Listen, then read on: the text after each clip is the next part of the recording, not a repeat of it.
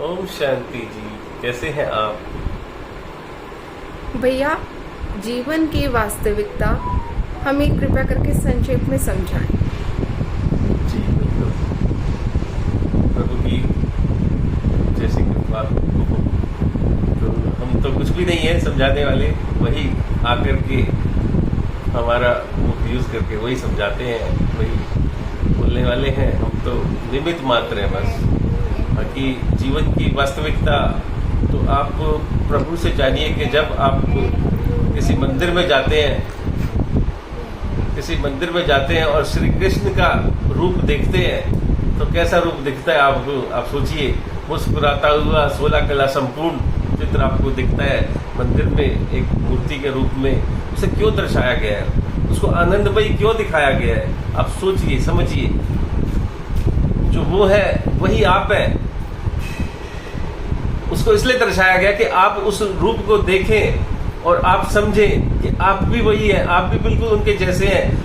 जो वो थे उस दुनिया में, आप भी वही है इस दुनिया में। सिर्फ समय का अंतर है, समय बदलता है पर आप नहीं। जो उनके अंदर है वही आपके अंदर है, आप सिर्फ भूल चुके हैं बस।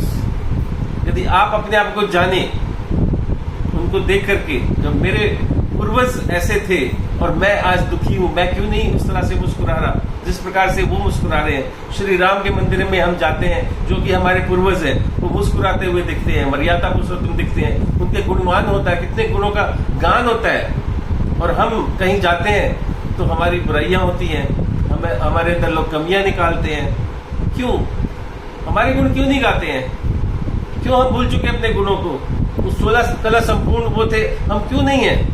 तो हम सच को कैसे जाने? तो सच को जानने के लिए ही तुम्हें वेद शास्त्र दर्शाए गए हैं, लेकिन हम उनको नहीं पढ़ते हैं, नहीं जानते हैं। ना उसको बताने वाला है कोई सच्चाई से, ना उसको समझाने वाला है, ना समझने वाला है, ना पात्रता रही, ना गुरु रहे वैसे, ना वो समय रहा, ना वो कल्चर रहा, ना वो संस्कृति रही।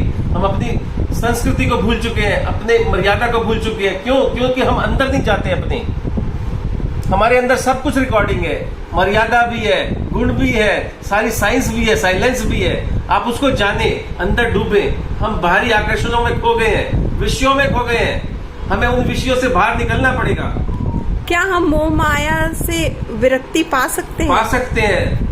एकाग्रता लानी होगी, अंतर्मुखी बनना पड़ेगा। हम बाह्यमुखी हैं इस समय। बाह्यमुख से हमें अंतःकरण को जानना पड़ेगा।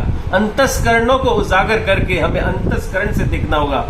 आंतरिक रूप से सामने वाले को समझना होगा, उसके व्यवहार को शांति से उसको समझना पड़ेगा, संतोष लाना पड़ेगा। तब हम एक दूसरे को समझ सकते हैं और अपनी वाइब्रेशन दे सकते हैं, उसको बलवान बना सकते हैं, उसको हैप्पीनेस दे सकते हैं, उसको संतोष दे सकते हैं, उसको आनंदमय बना सकते हैं। अन्यथा कोई रास्ता नहीं है। कोई किताबों से या टीवी से पढ़ाइयाँ नहीं की जाती है। ध्यान लगाया जाता है, संतोष दिया जाता है, वाइब्रेशन दी जाती है, गौरा दिया जाता है, एक संग दिया जाता है, संग से रंग बदलता है। क्या आप बताइए, आजकल संगत है ऐसी? नहीं, बहुत अच्छी संगत लेके भी आप किसी अच्छे के पास जाओगे, वो भी तुमको बुरा सोचेगा।